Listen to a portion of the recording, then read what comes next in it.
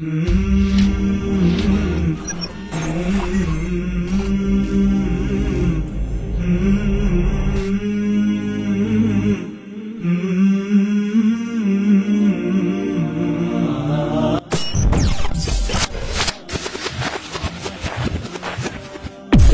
গায়রে মুকাল্লিদ আলেমরা, আমাদের দেশের বড় বড় আহলে হাদিস আলেমরা, তারাও প্রচন্ডতম ভাবে মাযহাবী গোলামির শিকার। চাই সেই হাদিস সহিহ হোক বা জয়ীফ হোক বা জাল হোক, তারা কোনো পরোয়া করেন না। তারা শুধু তাদের মাযহাবের পক্ষে, তাদের মতের সপক্ষে দলিল হয় বলে আমাদের দেশের একজন বিশিষ্ট গায়রে মুকাল্লিদ আলেম, পিস টিভির আলোচক, মাদ্রাসাতুল হাদিস নাজির বাজারের প্রিন্সিপাল শেখ শহীদুল্লাহ খান মাদানী, ওনার এই বই মাসতুন সালাত ও দোয়া শিক্ষা, যে এই বইয়ের মধ্যে উনি একাধিক জায়গায় উনি দাঈফ বরং কখনো কখনো জাল হাদিস দিয়েও উনি দলিল পেশ করেছেন।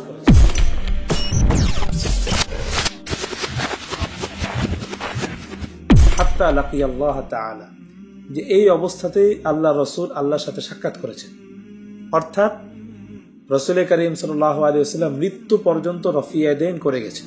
যেহেতু এই হাদিস দ্বারা রফিয়াদাইনটা শেষ আমল প্রমাণিত হয়, এই জন্য শেখ শহীদুল্লাহ খান মাদানী সাহেব তার এই বইয়ের ৭৮ নম্বর পৃষ্ঠায় উনি হাদিসটাকে নিয়ে এসেছেন। এই হলো নাসবুর রায়া ফি তাখরিজ হাদিসুল হিদায়াহ। আমার সামনে একটি কিতাব মিজানুল ইতিদাল ফি নাকদির রিজাল, হাফেজ যাহাবী রাহিমাহুল্লাহর কিতাব। এই হাদিসটা চরম দুর্বল, বরং চরম দুর্বল বললেও ভুল হবে, এটা মওযু এবং জাল হাদিস।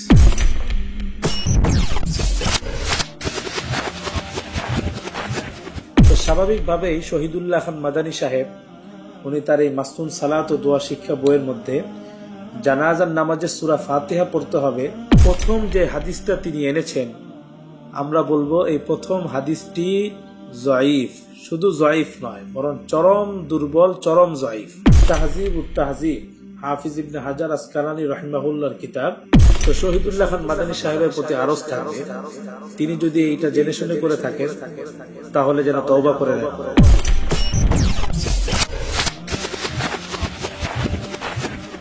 এই জন্য তিনি তার এই বই মাসতুন সালাত ও দোয়া শিক্ষা বইয়ের 52 নম্বর পৃষ্ঠায় উনি শিরোনাম দিয়েছেন, ফজরের ফরজের পর সুন্নত পড়তে মানা নেই।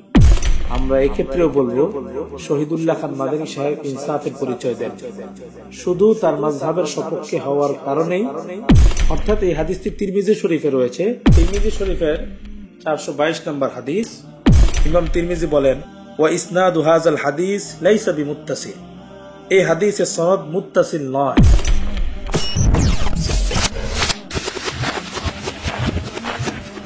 একাত্তর নম্বর পৃষ্ঠায় উনি লিখেছেন, ইমাম মুক্তাদি ও একাকী সকলের জন্য যে কোনো সালাতে সূরা ফাতিহা পাঠ করা ছাড়া কোনো সালাতই হবে না। শহীদুল্লাহ খান মাদানী সাহেব লিখছেন যে নামাজ জেহরি হোক সিররি হোক, অবশ্যই মুক্তাদিকে ইমামের পিছনে সূরা ফাতিহা পাঠ করতে হবে। মুহাদ্দিসিনদের বড় একটি জামাত এই হাদিসকে জয়ীফ বলেছে। মাজমুউল ফাতওয়া লিশাইখুল ইসলাম ইবনে তাইমিয়া রাহিমাহুল্লাহ। তো এখানে পরিষ্কার ইবনে তাইমিয়া বলছেন, হাদাল হাদিস মুআল্লাল, এই হাদিসটা মাআলুল তথা দোষযুক্ত, ইনদা আইম্মাতিল হাদিস, মুহাদ্দিসিনে কেরামের নিকট, বি উমুরিন কাসীরা।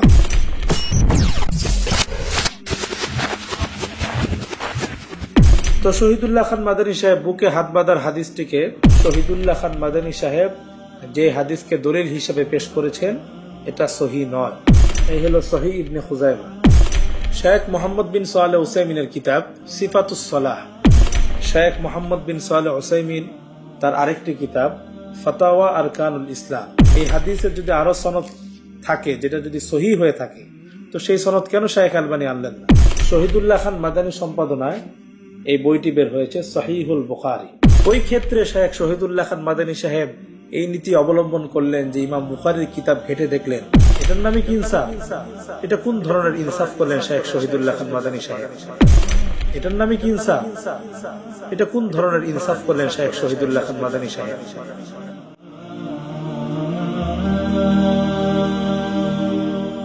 شراب الحب